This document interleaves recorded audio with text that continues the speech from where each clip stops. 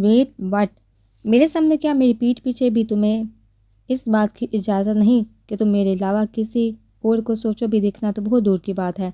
دانت پیس کر بڑبڑاتے موبائل نکال کر سب کا شاہ کا نمبر ڈال کیا تھا، مگر آگے سے سب کے خون کے بانوں جانے پر پوری شدت سے موبائل ڈیش بورڈ پر پھینکا تھا۔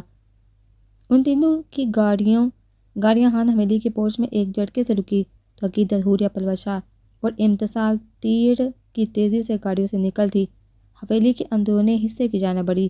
عقیدت اور حوریہ کا اس وقت اپنے کمرے میں جانے کا کوئی ارادہ نہیں تھا، جانتی تھی اگر وہاں جاتی تو وہ دونوں بپھڑے شیر ان کی جان لینے میں کوئی کسر نہ چھوڑتے، اس لیے وہ داجی کے کمرے میں جانے کا ارادہ رکھتی تھی، جبکہ پلوشہ اور امتصال کا اپنے کمرے میں بند ہونے کا ارادہ تھا۔ زبان کے جوہر دکھا کر ان شاہوں کے غصے کو تو دعوت تو دے چکی تھی، اب اس سے غصے کو ختم کرنا کسی مہار سے کم تو نہیں تھا، اس لیے وہ اب اپنے روٹھے شاہوں کو منانے اور خود ان کے غصے سے بچنے کے بارے میں سوچنا چاہتی تھی۔ ابھی وہ چاروں تیز قدموں سے چلتی لاؤنج میں داخل ہوئی تو نزے لاؤنج میں صوفے پر بیٹھی چائے پیتے ولیحان بڑھ گئی، جنہیں دیکھتے عقیدت اور حوریہ نے دل ہی دل میں اللہ کا شکر ادا کیا تھا۔ السلام علیکم داجی۔ ان چاروں نے ایک زبان سلام کیا تو داجی نے مسکرا کر سر اسپات میں حالات اسلام کا جواب دیا تھا، جبکہ عقیدت اور حوریہ آگے بڑھتی داجی کے دائیں اور بائیں جانا بیٹھ گئی تھی۔ اوکے شاپنگ تم لوگوں کی؟ لاؤنج میں آتی کشف بیگم نے امتصال کو دیکھتے ان سب سے استفسار کیا۔ جی ماں جی ہوگی، آپ آ جائیے روم میں آپ کو دکھاتی ہوں۔ امتصال نے صوفے سے کھڑے ہوتے نرم لہجے میں جواب دیا تو کشف بیگم نے سمجھنے کے انداز میں سر ہلایا۔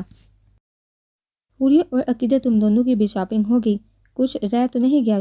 کیونکہ شہر تھوڑا دور ہے، اگر کچھ رہ گیا تو اینڈ ٹائم پر کون جائے گا؟ لڑکے تو سب کل سے مصروف ہو جائیں گے، کیونکہ آئس کے مہمان اور داجی کے جانے والے تو کل سے آنا شروع ہو جائیں گے، اور حویلی کے مہمان بھی کل پرسوں تک آنا شروع ہو جائیں گے۔ زرگام تو شاید تم لوگوں کو ڈرائیور کے ساتھ نہیں جانے دے گا، صوفے پر ان کے سامنے بیٹھتے ہچکچاتے ہوئے نرم لہجے میں کہا تو عقیدت اور حوریہ نے چونک کر کشف بیگم کے چہرے پر ہچکچاہٹ اور شرمندگی کے تاثرات دیکھے تھے۔ نہیں چھوٹی ممانی، ہماری ساری شاپنگ ہو گئی ہے، آپ فری ہیں تو آپ ہماری بھی شاپنگ دیکھ سکتی ہیں، یا آ جائیے امتصال کے روم میں سبھی ایک ساتھ دیکھ لیتے ہیں۔ عقیدت کے نرم لہجے پر جواب دینے پر کشف بیگم کا چہرہ خوشی سے کھل اٹھا تھا۔ انہوں نے غلط کیا تھا، مگر ان کی غلطی صرف اتنی تھی کہ مقدس بیگم کی بات میں آتی ان سے قطع طلب کر چکی تھی۔ انہوں نے بڑی جوانی میں شوہر کھویا تھا، پیچھے ماں باپ بھی نہ رہے تھے، اور اس حویلی میں مقدس بیگم کی اجارہ داری تھی۔ وہ جس طرح کہتی کشف بیگم سر جھکا کر مان لیتی، وہ اپنی مرضی اپنی رائے کہیں بھی دینے کا حق نہیں رکھتی تھی۔ آج اتنے سالوں بعد خوشیاں دیکھنی نصیب ہو رہی تھی تو ان کا دل بھی اپنے بچوں کی خوشیوں میں شامل ہونے کو بری طرح مچل رہا تھا۔ آج وہ مقدس بیگم کی حویلی میں موجودگی کو بھی سرے سے نظر انداز کرتے وہاں بیٹھی تھی، کیونکہ جتنا احترام اور عزت وہ مقدس بیگم کی کرتی تھی، اس سے بڑھ کر انہیں اپنے بچوں سے پیار تھا، خاص کر چھوٹے خان سے۔ وہ اپنے بیٹے کی خوشی میں نہ شامل ہو کر اسے دکھ نہیں دینا چاہتی تھی، اور جہاں کے علاقوں میں تو دشمنی چلتی مردوں کی وجہ سے تھی، عورتیں بیچاریاں تو اپنے سہاگ اور جوان بیٹے بچانے کے لیے ان دشمنیوں کو ختم کرنے کا کہتی تھی، جبکہ شاہ اور خاندان کی دشمنی تو ان کے مرد کی ختم کر رہے تھے، تو اس سے اچھی بات شاید ان کے لیے کچھ اور ہو بھی نہیں سکتی تھی، کیونکہ یہ دشمنی رکھ کر کشف بیگم اپنے لاڈلے بیٹے کو کھونے کا حوصلہ خود میں نہیں رکھتی تھی۔ وہ کئی بار مقدس بیگم سے بھی کہہ چکی تھی کہ وہ اپنے بہادر شاہ کے قتل پر صبر کر چکی ہیں، انہوں نے انصاف خدا کی ذات پر چھوڑ دیا ہے، اب بچے کو ان کی زندگی جی لینے دینا چاہیے، مگر وہ ہر بار ہاتھ سے اکھڑ جاتی تھی، جس پر کشف بیگم خاموشی اختیار کرنا ہی بہتر سمجھتی تھی۔ نہیں، جب تم لوگ پہنو گی تب دیکھ لوں گی، ابھی تم لوگ میرے کمرے میں چلو، کچھ خاندانی زیورات نکال کر رکھے ہیں میں نے، کچھ تو امتصال اور میرے چھوٹے خان کی بیوی کے لیے تھے، اور کچھ گھر کی بڑی بہوؤں کے لیے سنبھال رکھے تھے، چلو آج تم لوگوں کو تمہاری امانت بتاؤں۔ کشف بیگم نے کھڑے ہوتے نرم لہجے میں کہتے امتصال اور پلوشہ کو چلنے کا اشارہ کیا تو وہ مسکراتی ہوئی اٹھ کھڑی ہوئی، جبکہ عقیدت اور حوریہ کی نظر لاؤنج میں داخل ہوتے زرگام اور آئسان کے سپاٹ چہروں پر تھی۔ ہاں جاؤ بچیو، جاؤ دیکھ آؤ، اور تم دونوں ادھر آؤ، بات کرنی ہے کچھ مجھے۔ داجی نے ان دونوں کو اٹھنے کا اشارہ کرتے زرگام اور آئسان کو اپنے پاس آنے کا اشارہ کیا تو وہ سارا سواد میں ہلاتی ان کی جانب بڑھے، جبکہ داجی کے پاس سے اٹھتی عقیدت کو زرگام خان نے صحت نظر سے گر کر دیکھا تھا، جبکہ آئسہان نے کلائی پر بندی گھڑی پر رات کا اشارہ کیا تو حوریہ نے گھبرا کر سٹر سے نظریں پھیری اور تیزی سے آگے بڑھتی کشف بیگم کے پیچھے ہو لی۔ گھڑی رات کے 9 بجا رہی تھی۔ حوریہ نے بے چینی سے پہلو بدلتے سامنے شیشے میں نظر آتے اپنے عکس کو دیکھا تھا۔ فالسے رنگ کی ساڑی جس پر سلور کلر کا باریکی سے کام کیا گیا تھا، براؤن سلکی بالوں کو اسٹریٹ کر کے نیچے سے ہلکے کرل کر کے کمر پہ کھلا چھوڑے، کرسٹل گرے آنکھوں میں وائٹ پینسل لگا کے انہیں مزید دلکش بنایا گیا تھا۔ گالوں پر بکھری لالی اور ہونٹوں پر لگی سرخ رنگ کی لپسٹک اس کے حسن کو مزید دو آشنا بنا رہی تھی۔ سلیوز کے نام پر سلور موتیوں کی باریک سی لڑی کندھوں پر ٹکی ہوئی تھی، جبکہ ساڑی کے باریک سے پلو سے نظر آتی دودھے کمر کے گرد سلور کلر کا کمر بند بندھا ہوا تھا۔ آئینے میں نظر آتے اپنے بجلیاں کراتے ساپے کو دیکھتے حوریہ نے بری طرح ہتھیلیاں مس لی تھی۔ وہ شاید زندگی میں کبھی بھی آئس کے کہنے پر یہ ساڑی نہ پہنتی، مگر آج جو کچھ وہ کر چکی تھی اسے پتہ تھا کہ آئسہان کے ہاتھوں اس کی شامت پکی ہے۔ یہ تیاری تو آئسہان کے غصے کو کسی نہ کسی طرح کم کرنے کی کوشش میں کی گئی تھی۔ اب دروازے کے باہر جوتوں کی چاپ سنتے حوریہ کا دل 420 کی اسپیڈ پر دھڑکا تھا۔ خشک پڑتے ہونٹوں کو تار کرتی ایک نظر دروازے کے ہینڈل کو دیکھا جسے باہر کی جانب سے گھمایا گیا تھا، جسے دیکھتے حوریہ شاہ نے بھاگنے کے انداز میں واش روم کی جانب دوڑ لگائی تھی۔ دوسری جانب کمرے کا دروازہ کھل کر آئسہان اندر داخل ہوا تھا، اور جہاں حوریہ بیگم واش روم کا دروازہ بند کرتی اسے ٹیک لگاتے آنکھیں موند کر گہری سانس بھرتی وہیں بیٹھتی چلی گئی تھی۔ وہ کوئی دبوچ سی اتنی شرمیلی لڑکی نہیں تھی۔ کبھی یہ وقت بھی تھا کہ وہ آئسہان کی آنکھوں میں آنکھیں ڈال کر نفرت کا اظہار بھی کر جاتی تھی، مگر اب جیسے دنیا بدل گئی تھی۔ اس شخص کے معنی ہے جذبے لوٹاتی آنکھوں کے سامنے نظر اٹھانا محال تھا۔ وہ تو حوریہ شاہ کی سادگی میں بھی اسے اس قدر معنی ہیز اور گہری نظروں سے دیکھتا تھا کہ حوریہ کو آئسہان کی نظر اپنے وجود کے آر پار ہوتی محسوس ہوتی تھی۔ مگر آج وہ تیاری کیے بیٹھی تھی۔ حوریہ کو یقین تھا کہ آئسہان کا دیکھنا ہی اس کی جان لے لے گا۔ آئسہان نے کمرے میں داخل ہوتے سخت نظروں سے حوریہ شاہ کو ڈھونڈا تھا، جو شام سے اسے بچنے کی حد تک کشف بیگم کے کمرے سے نہیں نکلی تھی۔ عشاء کی اذان ہوئی تو داجی کے ساتھ وہ تینوں نماز پڑھنے کے لیے چلے گئے۔ پھر وہاں واپسی پر درگاہان کے جاننے والے مل گئے تو انہیں مجبوراً رکنا پڑا۔ وہ شام سے اپنا غصہ ضبط کیے ہوئے تھا، جو کسی اور پر نہیں حوریہ شاہ کی نازک جان پر ہی اترنا تھا۔ غصے سے مٹھیاں باندھے کمرے کے اطراف میں نظر دوڑائی تو نظر بیٹھ گئی باندھی کے قریب بکھری کانچ کی چوڑیوں سے ہوتی بیٹھ کے آگے زمین پر پڑی سلور کلر کی ہیل پر گئی، جسے دیکھتے آئسہان نے گردن ترچھی کر کے واش روم کے بند دروازے کو دیکھا تھا۔ چہرے پر سپاٹ تاسا سجائے مضبوط قدم لیتا وہ ڈریسنگ ٹیبل کی جانب بڑھا، جہاں میک اپ کا سامان بے ترتیبی سے بکھرا پڑا تھا۔ اسٹریٹر کرل جولی باکس کا پھیلاوا اوپر نیچے بکھرا ہوا تھا، جسے لب پینچ کر نظر انداز کرتے آئسہان نے ڈراگ کھولتے واش روم کی ڈور ڈپلیکیٹ چابی نکالی تھی۔ واش روم کی جانب بڑھتے آئسہان کے قدم ڈریسنگ ٹیبل کے قریب بڑے ڈیکوریشن پیس پڑ گئے، جس میں گلاب کے پھولوں کو خوبصورتی سے رکھا گیا تھا۔ غیر ارادی طور پر ہاتھ بڑھاتے وہ ان پھولوں کو نکال چکا تھا۔ آگے بڑھ کر چابی لگاتے وہ جھٹکے سے دروازہ کھول چکا تھا۔ حوریہ تو دروازے سے ہٹ کر سنک کے سامنے کھڑی بری طرح لب چباتی واش روم کے بند دروازے کی جانب دیکھ رہے تھے، تبھی جھٹکے سے دروازہ کھلنے اور سامنے چہرے پر چٹانوں سے ساتھی سجائے کھڑے آئسہان کو دیکھتی اچھل کر 2 قدم پیچھے ہوئی تھی۔ حوریہ شاہ کو ہونہار نظروں سے دیکھتے آئسہان نے اندر قدم رکھتے اپنے پیچھے دروازہ بند کیا تھا۔ حوریہ کی جانب قدم بڑھاتے وہ ہاتھ میں تھامے گلاب کے پھولوں کو باتھ ٹب میں پھینک چکا تھا۔ حوریہ شاہ کے کپکپاتے وجود اور نفی میں ہلتے سر کو دیکھتے آئسہان چیل سی تیزی سے اس کے سر پر پہنچا تھا۔ حوریہ شاہ کے قریب پہنچتے حوریہ کے دونوں بازو دبوتے وہ جھٹکے سے اسے پیچھے دیوار سے لگا چکا تھا۔ سو یو لو ہم۔ حوریہ شاہ کے جان لیوا حسن اور تیاری کو سرے سے نظر انداز کرتا وہ اس کی دونوں کلائیاں اپنی آہنی گرفت میں لیتے سر کے اوپر پن کرتے گرا کر کہتا حوریہ کو لڑنے پر مجبور کر گیا۔ نہیں ہے، آئی ڈونٹ بری طرح کپ کپاتے سر سے سر نفی میں ہلاتے جواب دیا تو آہستہ نے جبڑے پہنتے حوریہ کی کلائیوں پر سخت گرفت کی تو حوریہ نے تڑپ کر خود کو چھڑوانا چاہا۔ وہ تو کیوٹ، انوسینٹ اور نیک تھا نا، جس کی وجہ سے تمہیں اس سے پیار تھا۔ انوسینٹ بھی تمہارے جیسا۔ چہرہ حوریہ شاہ کے چہرے کے قریب دار کرتے زخمی شیر کی سی دار لیے گڑا کر کہا تو حوریہ شاہ کی کرسٹل گرے آنکھیں پل میں لبلب پانیوں سے بڑی تھی۔ کپ کپاتے ہونٹوں کو ساتھی سے داندوں تلے دباتے رحم بڑی نظروں سے خود پر آتش فشاں بنے کھڑے آئسان کو دیکھا تھا۔ آئسان کی چاکلیٹ براؤن آنکھوں کو خون سے سرخی لیے دیکھ حوریہ کو اپنی ریڑھ کی ہڈی میں سنسناہٹ ہوتی محسوس ہوئی تھی۔ آئی ٹولڈ یو نا کہ وہ جج شرچ کرچ ہجکیوں سے روتے آنسو سے تر چہرے کو آئسان کی جانب اٹھائے جواب دینا چاہا تو آئسان نے ایک ہاتھ میں کلائیاں جگڑتے دوسرے ہاتھ سے حوریہ کا چہرہ دبوچا تھا۔ مجھ سے اپنے شوہر سے کتنی بار اظہار محبت کیا ہے، کتنی بار کہا ہے کہ دیٹ یو لو می، ایک بار بھی نہیں ڈیم اٹ، ایک بار بھی نہیں۔ اور تم حوریہ آئسان میرے ہوتے ہوئے میرے جیتے جی کسی اور مرد کو اس نگاہ سے دیکھ بھی کیسے سکتے ہو، اس کے بارے میں ایسے لفظ کیسے کہہ سکتے ہو جن پر صرف میرا حق ہے۔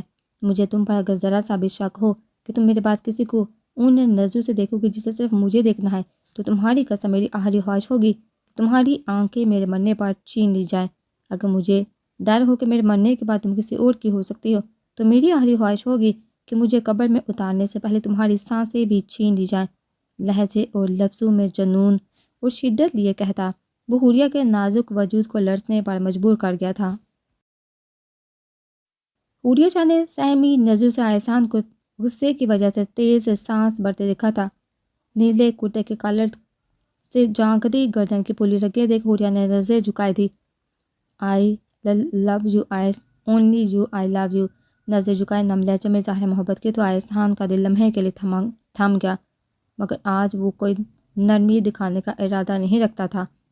حوریہ شادی کی باتیں یاد کرتے خون پھر سے کھول اٹھتا تھا، دل حسد کی آگ میں بری طرح جل رہا تھا۔ اس وقت ساری سوچیں اس قدر مفلوج پڑی ہوئی تھی کہ وہ حوریہ شاہ کی اپنے لیے کی گئی تیاری کو بھی فراموش کر چکا تھا۔ مما میرے ہاتھ چھوڑیے، درد ہو رہا ہے، آئسان کا کوئی جواب نہ دینے پر نم لہجے میں کہا تو آئسان نے چونکا حوریہ کو دیکھا، ایک نظر اٹھا کر دیوار پر سر کے اوپر پین کیے حوریہ کے بازو کو دیکھا تھا۔ نظریں گوری کلائیوں سے ہوتی سرخ سفید بازو پر سرکت تھی، دودھے کندھوں سے ہوتی پتلی لمبی گردن سے سرکتی سینے سے ہوتی پلو سے نظر آتے دودھے پیٹ پر آ کر رکی تو آئسان کو اپنے گلے میں گلٹی سے ابھرتی معدوم ہوئی تھی۔ نہ بیبی گرل، یہ درد تو آج ساری رات برداشت کرنا ہے۔ دائیں ہاتھ کو حوریہ کے پلو کے نیچے لے جاتے کمر باندھ پر انگلیاں پر سپاٹ لہجے میں کہا تو حوریہ نے تڑپ کر آئسان کے حصار سے نکلنا چاہا تھا۔ آئس میں نے کہا نا مجھے آپ سے پیار ہے، آپ بھی تو کرتے ہیں، پلیز مجھے جانے دے۔ آئسان کے ہاتھ کا جان لیوا لمس اپنے پیٹ سے سڑکتے کمر پر رنگتے محسوس کر کے حوریہ نے کپ کپاتے لہجے میں کہا تو آئسان نے سپاٹ نظروں سے حوریہ شاہ کی آنکھوں میں دیکھا تھا، جسے دیکھتے حوریہ شاہ کا مزاحمت کرتا وجود تھما تھا۔ یہ اظہار کر کے مجھ پر احسان کیا ہے حوریہ شاہ، میری بیوی ہو تم، مجھ سے محبت کرنا اور صرف مجھ سے محبت کرنا فرض ہے تم پر، اور اس کا اظہار تم خود کرو یا نہ کرو آئسان کروانا چاہتا ہے، اور آج تم نے اگر اظہار کر ہی دیا ہے تو اس کا جواب میں لفظوں سے نہیں عملاً دوں گا۔ چاکلیٹ براؤن آنکھیں حوریہ شاہ کی کرسٹل گرے آنکھوں میں گارتے ٹھٹھرا دینے والے لہجے میں کہتا وہ حوریہ کے کمر میں بازو لپیٹتے بائیں جانب پلٹتے حوریہ کو شاور کے نیچے کھڑا کرتے شاور آن کر چکا تھا۔ خطبہ پڑھتے یا ٹھنڈے پانی سے جرجری لیتے حوریہ نے تڑپ کا آئسان کو دیکھا تھا جو حوریہ کو واپس سے پانی کے نیچے کرتے ایک قدم پیچھے ہوتا جھٹکے سے اپنا کرتا اتار کر دور اچھال چکا تھا، سینے پر موجود بلیک بنیان کو اتارتے ایک قدم کے فاصلے کو سمیٹا تھا۔ آئس پانی باندھ کر ٹھنڈ لگ رہی ہے، آئس کو گٹا کے خود پر چاہتے دونوں ہاتھ دیوار پر ٹکاتے دیکھ سر اٹھا کر آئسان کا نابی ہونٹوں پر مسکراہٹ کی، اس ٹھنڈ سے بچنے کے لیے پانی بند نہیں ہوگا، بس تمہیں میرے قریب آنا ہوگا، میری پناہوں میں، میری سلگتی قربت میں۔ دائیں ہاتھ کی پشت حوریہ کے بائیں بازو پر پھیرتے اسے سمجھنے کا موقع دیے بغیر ایک جھٹکے سے پلو ہٹاتا نیچے گرا چکا تھا، جسے محسوس کرتے حوریہ شاہ نے تڑپ کر آئسان کو دیکھا تھا، مگر آئسان کی مانی ہی سے نظریں اپنے وجود پر گرتے دیکھ وہ شرم سر چور پڑتی چہرہ ہاتھوں میں چھپا چکی تھی۔ تبھی احسان لو دیتی نظروں سے حوریہ شاہ کے تھر تھر کانپتے وجود کو دیکھتا، گھٹنوں کے بل جھکا تھا۔ خمار آلودہ نظروں سے حوریہ کے ہاتھوں میں چھپے چہرے کو دیکھتے وہ دونوں ہاتھوں سے حوریہ کی کمر تھامتے اپنے سلگتے لب حوریہ کی کمر بند پر رکھ چکا تھا، جسے محسوس کرتے حوریہ شاہ نے تڑپ کر آنکھیں کھولی تھی، جسے محسوس کرتے احسان نے سر اٹھا کر حوریہ شاہ کے ہونجے لگاتے چہرے کو دیکھتے بائیں ہاتھ سے کمر بند کھینچ کا اتارتے زمین بوس کیا تھا۔ حوریہ شاہ کی سرح پٹی نظروں میں دیکھتے وہ اپنے لب ناف پر رکھ چکا تھا۔ احسان کے ہونٹوں کے جان لیوا لمس اور پہلو پر پڑتے دانتوں کے دباؤ کو محسوس کرتے حوریہ نے بے سہتا جھکتے اپنے ہاتھ احسان کے کنے پر رکھے تھے، جنہیں ہٹاتے احسان نے اپنا چہرہ حوریہ کے پہلو میں چھپایا تھا۔ حوریہ کے وجود میں لرزش محسوس کرتے جھٹکے سے اٹھتے حوریہ کو اپنی باہوں میں بڑھا تھا، جس پر حوریہ نے شرم سے چور ہوتے چہرہ احسان کے نم سینے میں چھپایا تھا، ایک ہاتھ سے شاور باندھ کرتے قدم باہر کمرے کی جانب بڑھائے تھے۔ حوریہ کو بیڈ پر لٹاتے وہ اس کے اوپر جھکتے اپنے ہونٹوں سے چہرے پر پانی کی بوندوں کو چننے لگا تھا۔ احسان کے ہونٹوں کے سلگتے لمس اور داڑھی کی چبھن کو اپنے چہرے پر محسوس کرتے دونوں ہاتھ احسان کے نم سینے پر رکھتے ٹوٹے پھوٹے لفظوں میں کہا، تو احسان نے دونوں ہاتھ تکیے پر حوریہ کے اطراف رکھتے پیچھے ہو کر گہری نظر سے حوریہ شاہ کے سرخ پڑتے چہرے کو دیکھا تھا۔ اس کی ضرورت نہیں پڑے گی، تمہیں ڈانپنے کے لیے میں ہوں اور احسان ہی تمہارے لیے کافی ہونا چاہیے۔ حوریہ کی تھوڑی دو انگلیوں سے تھامتے چہرہ اوپر کرتے سنجیدہ لہجے میں کہا، تو حوریہ شاہ نے پلکوں کی بار اٹھاتے احسان کو دیکھا تھا۔ دوبارہ سے کہو حوریہ احسان کہ تمہیں احسان سے محبت ہے، صرف اور صرف احسان سے۔ انگوٹھے کے بول کو حوریہ کے نچلے سرخ ہونٹ پر پھیرتے دونس بڑے لہجے میں کہا تھا۔ حوریہ نے ڈبڈبائی آنکھوں سے احسان کو دیکھا تھا۔ میں کہہ تو چکی ہوں، کیا وہ کافی نہیں ہے؟ پلکوں کی بار گراتے مدھم لہجے میں جواب دیا تو احسان نے سر نفی میں ہلاتے جھک کر حوریہ کی تھوڑی کو اپنے دانتوں میں دبایا، جس پر حوریہ کے ہونٹوں سے نکلتی سسکی کا گلا اپنے ہونٹوں سے گونجتے وہ پیچھے ہوا تھا۔ تم ساری زندگی ہر لمحے بھی مجھے یہ بتاؤ کہ تم مجھ سے محبت کرتی ہو، میرے لیے تب بھی وہ ناکافی ہوگا، اور اب میں کوئی فضول بات نہ سنوں، کہو کہ تمہیں مجھ سے پیار ہے۔ کندھوں سے باریک سٹرپ کو جھٹکے سے نیچے کرتے اپنے ہونٹ حوریہ کے شارک پر رکھتے سخت لہجے میں کہا، تو احسان کے وجود تلے دبا حوریہ کا نازک وجود بری طرح تڑپا تھا۔ آئز پلیز، اپنی گردن اور قدوں پر جاونا احسان کے شدت بڑے لمس کو محسوس کرتے ہونٹوں کا کنارہ دانتوں تلے دباتے احتجاج کیا، تو احسان نے ہونہار نظر سے حوریہ شاہ کو گھورا تھا۔ حوریہ کے رحم طلب نظروں میں دیکھتے جھک کر وہ اپنے ہونٹوں میں حوریہ کے نچلے ہونٹ کو دباتا اسے لرزنے پر مجبور کر گیا تھا۔ حوریہ کو سختی سے آنکھیں میتے دیکھا احسان پوری شدت سے لپسٹک سے سجے سرخ ہونٹوں پر جھکا تھا، پوری شدت سے حوریہ شاہ کی سانسوں میں اپنی سانسیں الجھاتے وہ اس کی جان لبوں پر لے آیا تھا، اپنے ہونٹوں پر لمحہ با لمحہ بڑھتے گرفت دانتوں کے دباؤ کو محسوس کرتے حوریہ نے مزاحمت کی تھی، جس پر احسان کے لمس میں شدت در آئی تھی۔ حوریہ کے پہلو میں ہاتھ لپیٹتے اسے سختی سے خود میں بینچ چکا تھا، جبکہ حوریہ کو احسان کی انگلیاں اپنی پیٹ پر دھنستی محسوس ہو رہی تھی۔ اب بھی نہیں کہو گی؟ حوریہ کی بری طرح منتشر ہوتی سانسوں کو محسوس کرتے پیچھے ہو کر لب کان کی لو پر رکھتے سرد لہجے میں کہا، تو حوریہ نے سسکتے ہوئے دونوں ہاتھ بازو احسان کی گردن میں ڈالتے چہرہ احسان کے سینے میں چھپایا تھا۔ آئی ہیٹ یو، سمجھے آپ؟ I really hate you. احسان کی کمر پر نازک ہاتھوں سے مکے برساتے نرم لہجے میں کہا، تو روم کی مانحص خاموشی میں احسان کا دلکش قہقہ گونجا تھا، تمہیں یہ نہیں کہنا چاہیے تھا مائی انوسینٹ گرل، اب بھگتو انجام۔ پیچھے ہوتے سرد لہجے میں کہتا وہ حوریہ کی انگلیوں میں اپنی انگلیاں الجھاتا سر کے اوپر پن کرتے چہرہ حوریہ شاہ کے گردن میں چھپا چکا تھا۔ گردن سے سینے اور سینے سے پہلو کا فاصلہ احسان نے لمحے میں طے کیا تھا، اور پھر وہ حوریہ شاہ کے وجود کی گہرائیوں میں اترتا چلا گیا۔ کمرے کی منحص خاموشی میں احسان کی شدت کے باعث حوریہ کی بکھری تیز سانسوں کا شور برپا تھا۔ احسان کی شدت کو سہتے حوریہ شاہ کا نازک وجود احتجاج کرتا تو اس کے نتیجے میں احسان کی شدتوں میں شامل ہوتے سختی کو محسوس کر کے دم توڑ جاتا۔ احسان کے لمحہ بہ لمحہ بڑھتی جنونی قربت پر حوریہ شاہ نے تھک ہار کر اپنا بے ضرر سا احتجاج چھوڑتے خود کو احسان کے رحم و کرم پر چھوڑ دیا تھا۔ گزری رات میں کس طرح اس ظالم شخص نے حوریہ شاہ سے اظہار محبت نہیں کروایا تھا۔ ساری رات حوریہ شاہ کو اپنی محبت کی بارش میں پور بکوتے۔ تھوڑی دیر پہلے ہی وہ حوریہ کی حالت کے پیش نظر اس پر رحم کرتا اسے باہوں میں برتا نیند کی وادیوں میں اترا تھا۔ حوریہ نے آنکھیں کھولتے خود کو باہوں میں دبوچنے کے انداز میں بڑے احسان کو دیکھتے بیڈ شیٹ کو مزید کھینچا تھا۔ سر اٹھاتے دائیں جانب بیڈ سے نیچے گرے بلینکٹ کو افسوس بڑی نظر سے دیکھا تھا۔ غصے اور بے بسی سے کہے گئے الفاظوں کو وہ بہت اچھے سے انجام دے چکی تھی۔ احسان کی بڑی بے باکی اور شرم سے دوہری ہوتی جب اس نے اپنے وجود کو بلینکٹ میں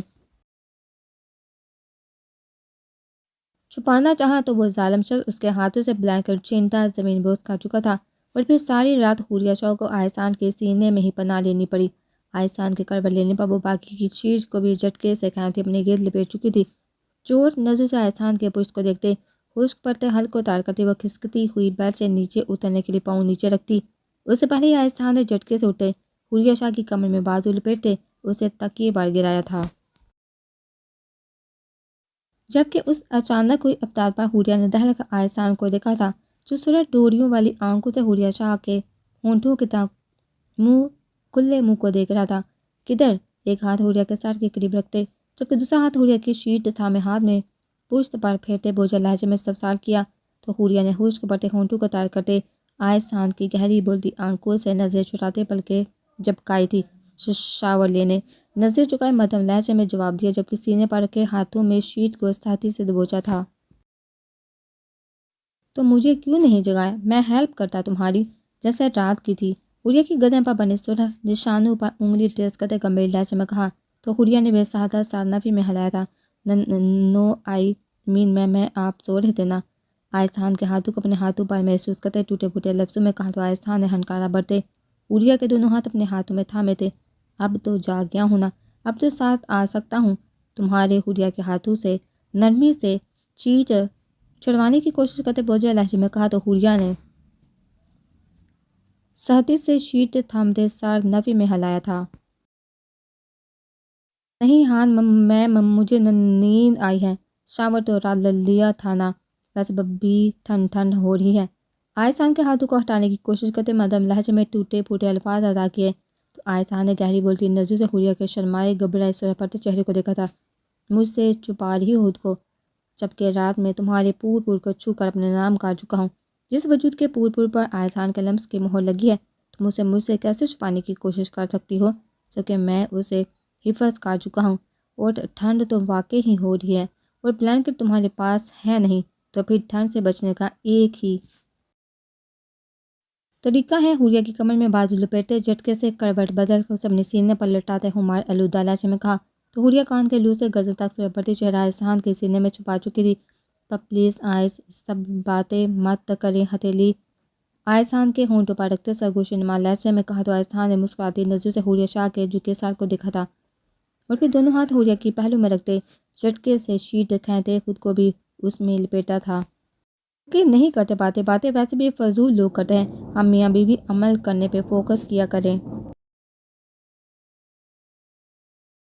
شوہر لہجے میں کہتا وہ حوریہ کی مزاحمت کرتے وجود کو خود میں بیچ چکا تھا۔ حوریہ کی ٹانگوں کو لاگ کرتے اپنا بایاں بازو کمر کے گرد لپیٹتے جبکہ دایاں بازو گردن میں حال کرتے وہ حوریہ کے چہرے کو خود پر جھکاتا اپنے تشنہ لب حوریہ کے ہونٹوں سے جوڑ چکا تھا۔ قطرہ قطرہ حوریہ کے سانسوں کو خود میں اتارتا وہ ایک بار پھر اس نازک وجود کی نرمیوں میں بہکتا چلا گیا تھا، اور حوریہ جانتی تھی کہ مزاحمت رات بھر کی طرح فضول ہے، سو چپ چاپ احسان کی شدتوں کو سہتی وہ اس کے سینے میں چپتے سکون سے آنکھیں موند چکی تھی۔ وہ تینوں اس وقت ڈیرے پر موجود تھے جبکہ سب ملازموں کو بلاج شاہ نے چھٹی دے رکھی تھی آج، کیونکہ مرجان خان آج یہاں آنے والے تھا، اور وہ نہیں چاہتے تھے کہ وہ کسی کی نظروں میں بھی آئے۔ مرجان خان چادر کے حالے میں چہرہ چھپائے وہاں داخل ہوا تو ہدایت شاہ نے آگے بڑھتے دروازہ بند کیا تھا۔ کسی نے آپ کو دیکھا تو نہیں؟ بلاج شاہ نے استفسار کیا تو مرجان خان نے نفی میں سہلاتے چہرے سے چادر ہٹائی تھی، جبکہ ان کا جلا ہوا چہرہ دیکھتے عقیدت نے ہونٹوں پر ہاتھ رکھتے اپنی چیخ کا گلا گھونٹا تھا۔ ان کی نظر میں مرجان خان کئی سال پہلے مر چکا تھا۔ تمہارے باپ اور بہادر خان کے قتل کے بعد میرے گھر آگ لگا گئے تھی، کیونکہ انہیں بہادر خان کے سبھی وفاداروں کو ختم کرنا تھا، مگر میں ان کے ارادوں سے پہلے ہی باخبر ہو چکا تھا۔ ان کی نظروں میں اپنے گھر داخل ہو چکا تھا، جبکہ گھر کی پچھلی کھڑکی سے نکلنے میں جنگل کی جانب چلا گیا تھا اور پھر کبھی لوٹ کر نہیں آیا۔ میں صحیح وقت کا انتظار کر رہا تھا اور اب مجھے لگا کہ یہ صحیح وقت آ گیا ہے، اور جان خان کے سپاٹ اور سنجیدہ لہجے پر ان تینوں نے بے چینی سے پہلو بدلا تھا۔ آپ پلیز جلدی بتائیے کہ اس سب کے پیچھے کون ہے؟ ہمیں بادام گل پر شک ہے۔ شک نہیں بلکہ یقین۔ آپ بتائیے کہ کیا بس وہی ہے یا اور کوئی بھی اس سب کے پیچھے ہے؟ عقیدہ نے بے چینی سے آگے بڑھتے استفسار کی تو مرجان خان کے ہونٹوں پر بسی سی مسکراہٹ گئی۔ اس پر اندھا یقین ہو نہ پتر، وہ آپ کو سچ میں ایک نہ ایک دن اندھا ثابت کر دیتا ہے۔ بادام گل اکیلا تو کبھی تھا ہی نہیں، اس کے ساتھ اس کی بہن مقدس شیرحان شامل تھے، اس کی غلطیوں میں، اس کے گناہوں میں، حتیٰ کہ اپنے شوہر کے قتل میں بھی۔ یہ سب جو کچھ بھی ہو چکا ہے یا ہونے والا ہے، اس میں بادام گل کے ہر قدم پر وہ ساتھ ہے۔ کئی سال پہلے شوہر کو قتل کروایا اور اب وہ بدبخت عورت اپنے بیٹے کیا ان دونوں خاندانوں کی نسلیں ختم کرنے کا سوچے بیٹھی ہے۔ بادام گل نے باہر کے کسی بندے سے ہاتھ ملایا ہے، جتنا میں پتہ لگوا سکا ہوں اس حساب سے وہ انسان درگام خان کا دشمن ہے۔ اس سے زیادہ میں کچھ نہیں جانتا۔ کئی سالوں سے یہ راز دل میں لیے پھر رہا ہوں، لگتا تھا موت بھی سکون کی نہیں آئے گی۔ آج یہ بوجھ اتر گیا تو اب موت بھی آ جائے گی، کوئی پرواہ نہیں۔ مرجان خان کے ہر لفظ پر ان تینوں نے بے یقینی سے ایک دوسرے کو دیکھا تھا۔